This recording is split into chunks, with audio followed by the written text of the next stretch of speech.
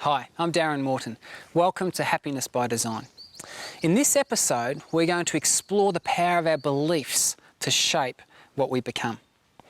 Now, in our last episode, we explored this concept that our emotional brain is also responsible for what we are motivated towards. Hence, what we do for a feeling. We're motivated by pleasure and pain. I would like in this episode to flesh that out a little bit further and see how beliefs come into play to have an effect on that scenario. Let me illustrate by way of a story. I need to tell you that my wife is always punctual.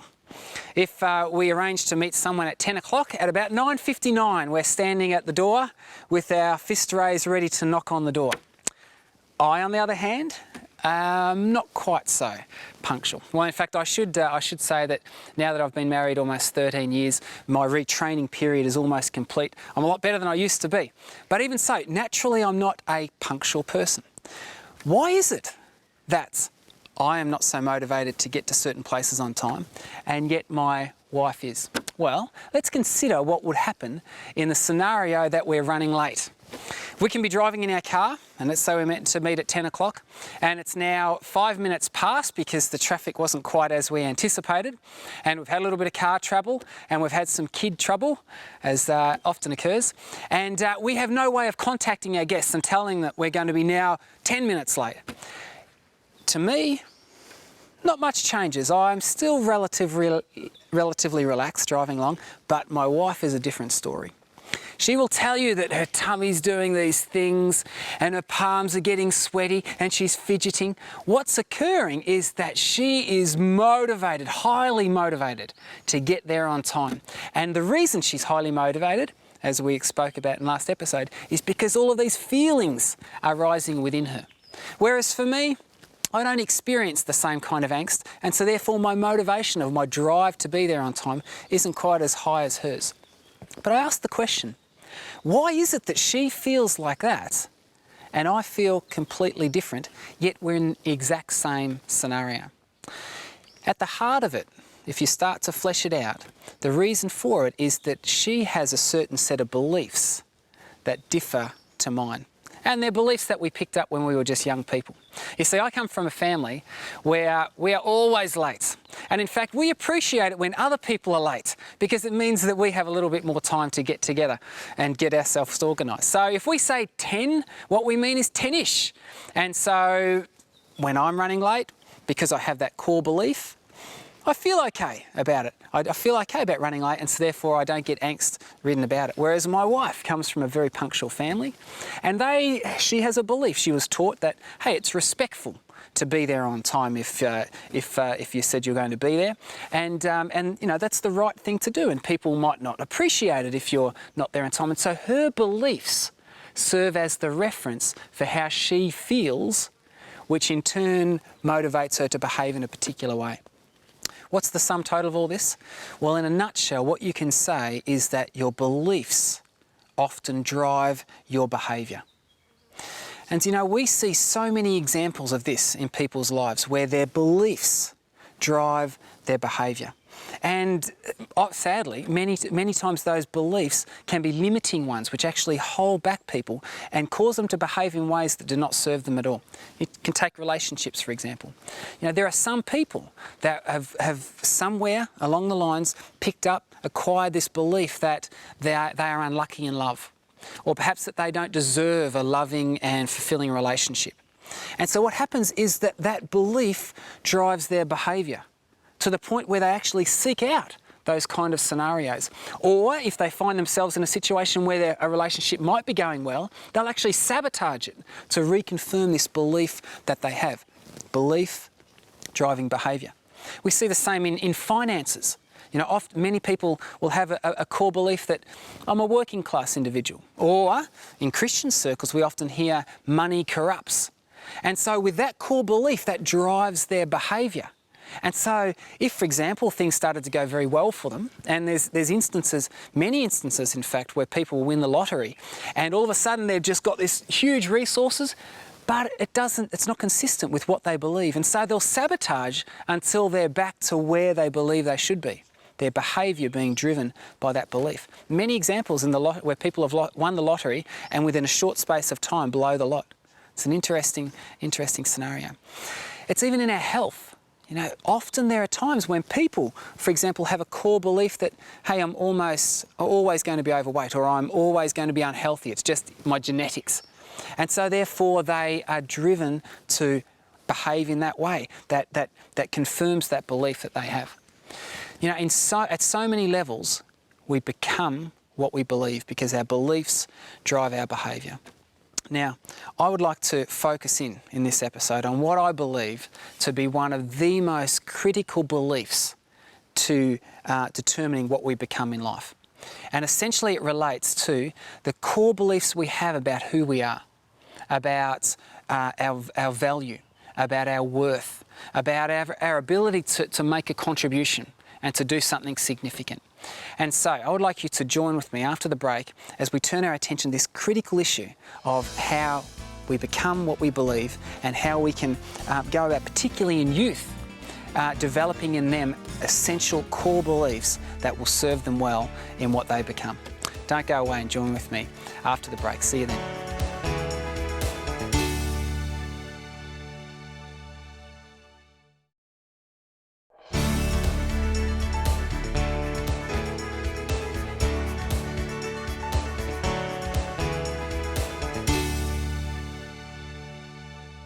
Welcome back. We're talking about the power of our beliefs to shape what we become by influencing our behaviour.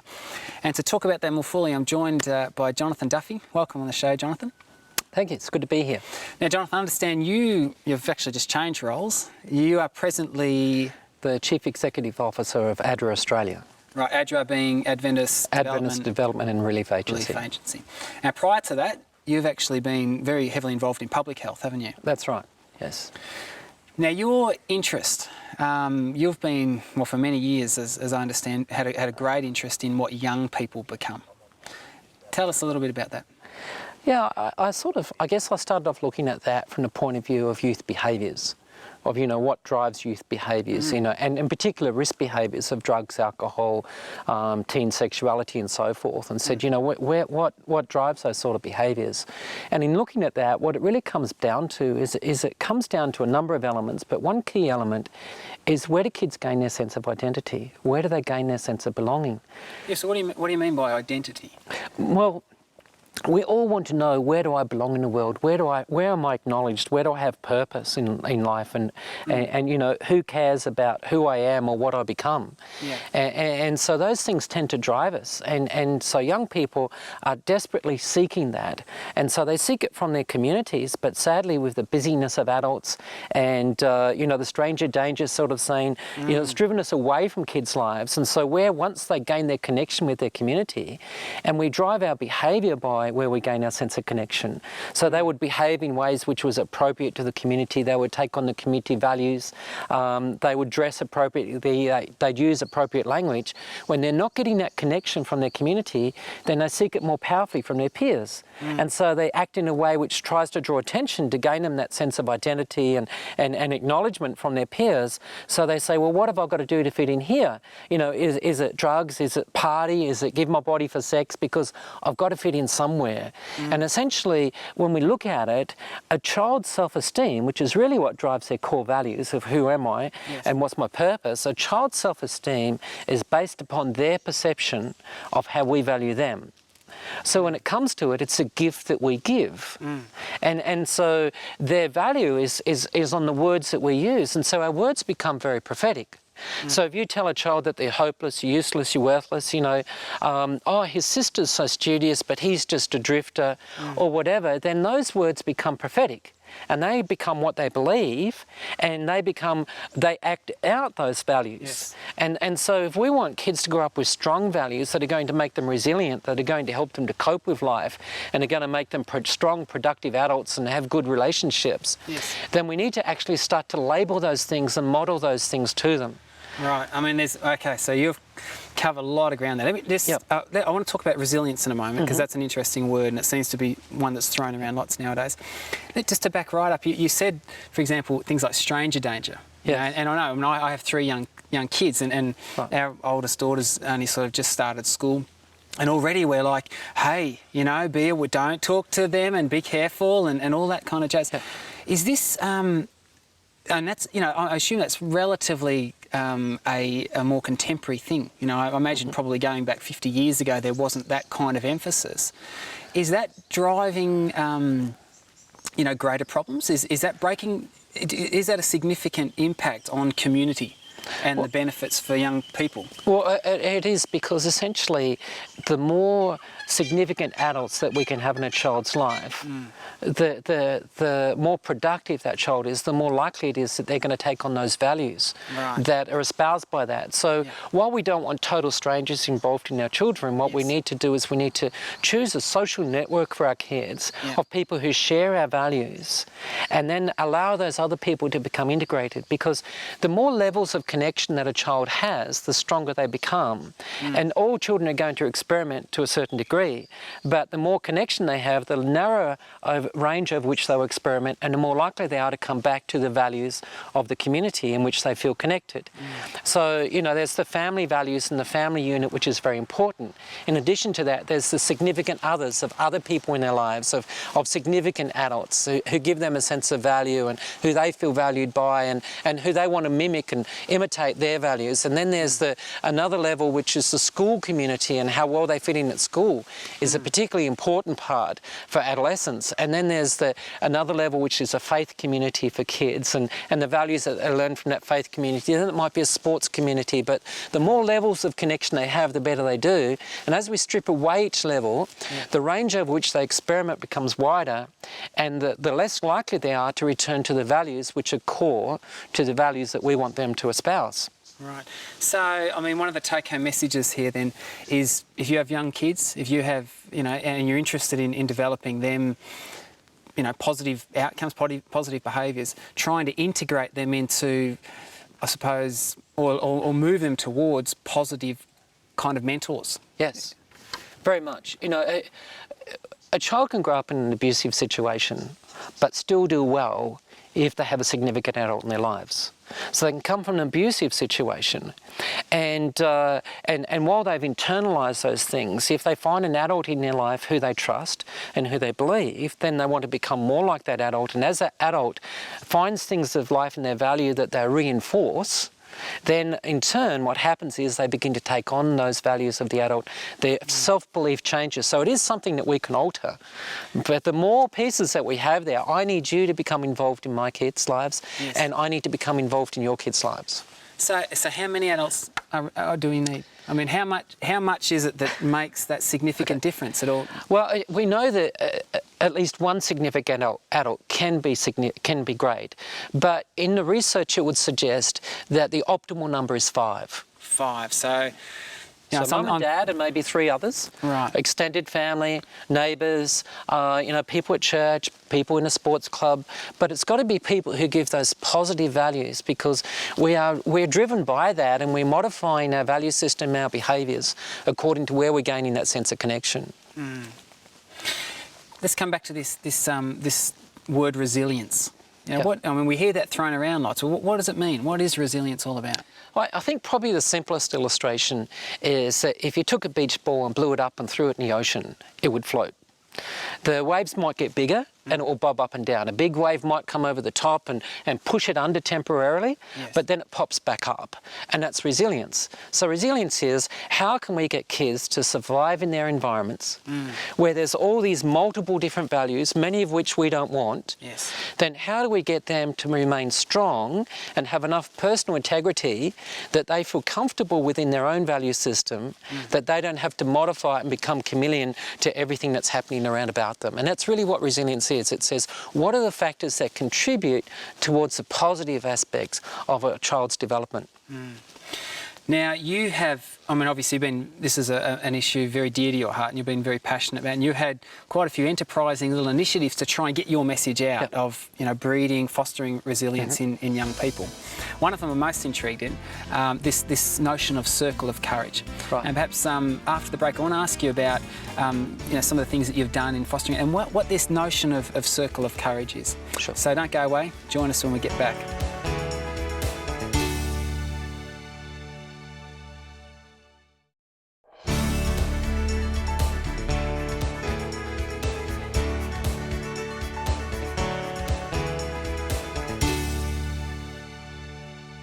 Welcome back.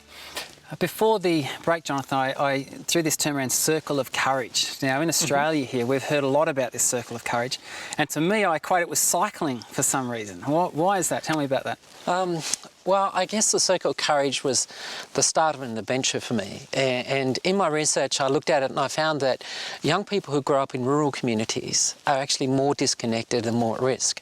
And so I took the Circle of Courage message across Australia and worked with rural communities. And we cycled from Perth to Sydney, which is a distance of 4,500 kilometres. So we're talking 2,500, 3,000 miles then? Yes. Yeah. And each night we stopped in a town and we had a town meeting and we worked with the town about developing the model of the Circle of Courage. So the cycling really became the circus act. The circus act. So what, you'd cycle, the bulk of the day and then nighttime run these meetings? That's right. And then get up the next day and cycle Were you again. allowed to sit down for the meetings to deliver them? No, I stood to deliver them. You stood, wow, that's Yes. quite an achievement. How far would you cycle each day? Well, it varied from day to day. I think our biggest day was 230 kilometres. By the end of the ride, we'd averaged 165 kilometres. That's a little over 100 miles. Wow. So we'll enter you in the Tour de France next year. Okay.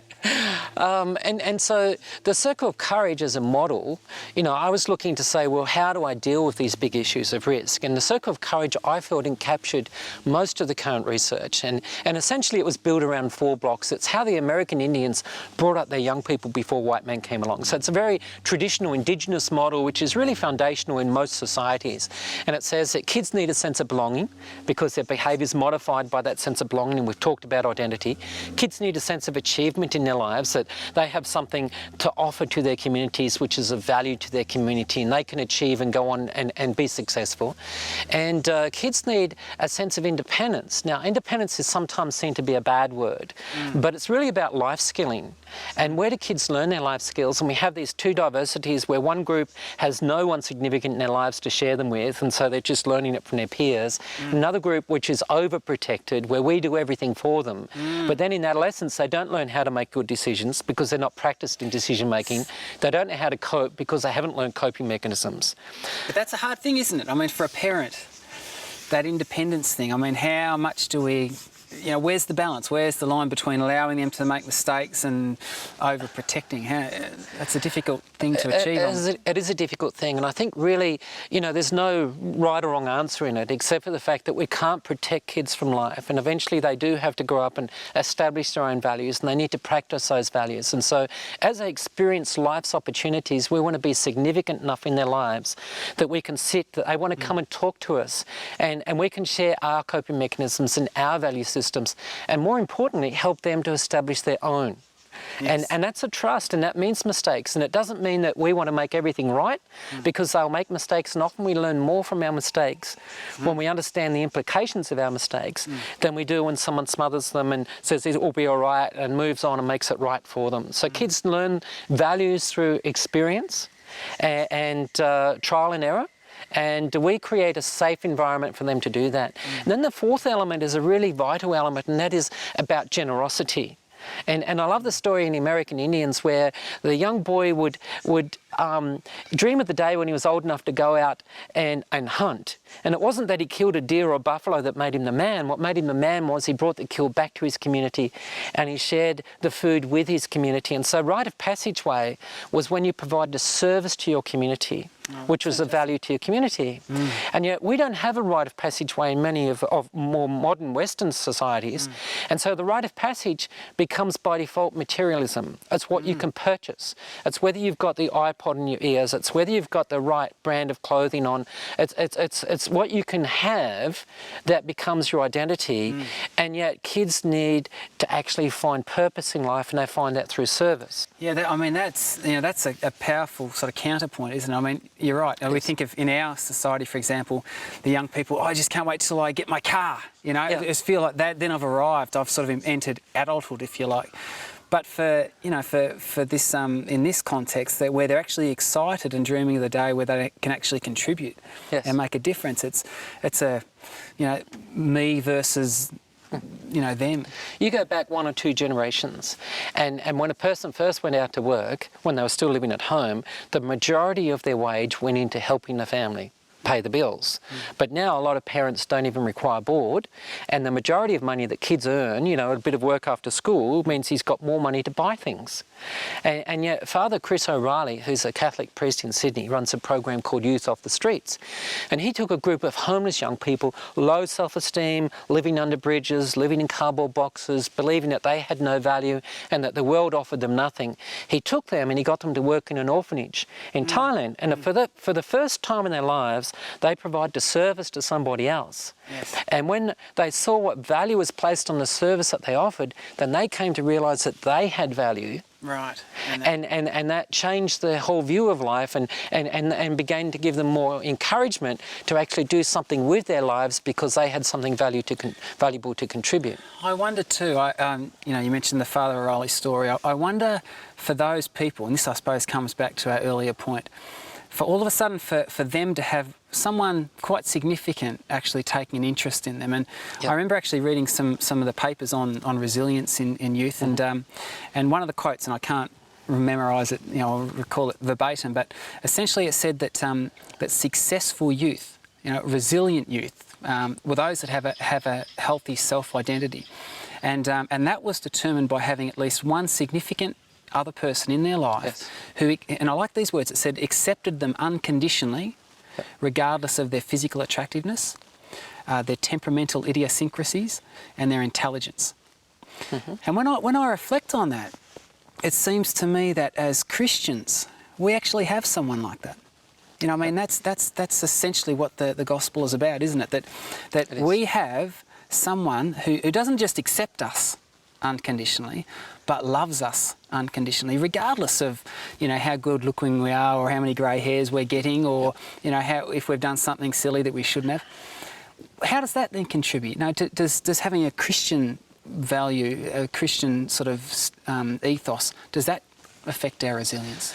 We've run a couple of workshops now, I guess, seminars in the area of spirituality and health. And when we look at is spirituality, does having spiritual values, is it protective for people in life? And we looked in particular at young people, and what we find is that young people who have Christian values in life, who believe that God does love them unconditionally, and have that improved self-esteem and that improved sort of sense of community as a result of that, what we find is that they do participate in much fewer risk behaviours. They're much less likely to drive drunk, to give themselves away in sex in inappropriate ways, to wait till they find a life partner, to do the sort of things that we would like to see our children grow up with as a sense of value. And the other component, though, is that while Christ is the ultimate example of that, as kids mature, they mature in their Christianity. But in their early development of understanding Christ, they understand Christ as we reflect Christ to them. And so it does come back to that significant adult. And so where do kids grow to maturity in Christ? They grow to maturity in Christ by being around those people who have that maturity themselves. And so they look at a person and they say, wow, you know, you've got a great understanding of others, you show great patience, you are successful, you have all the values in life that I want to model, let me follow you. And so our responsibility as Christian adults is to be that reflection, and then to grow young people in their faith so that they then come to have that personal relationship with Jesus Christ, which is all changing. So that's a big challenge for us. Jonathan, I want to thank you for being on the show today and commend you in the great work that you're doing. And really what it testifies to me is just this notion how we do become what we believe. And in fact, Jesus spoke those words. So I want you to remember that and think about, you know, what are my beliefs and how can I be instrumental in improving and boosting what young people believe about themselves? I'm Darren Morton, reminding you to delight in God's design.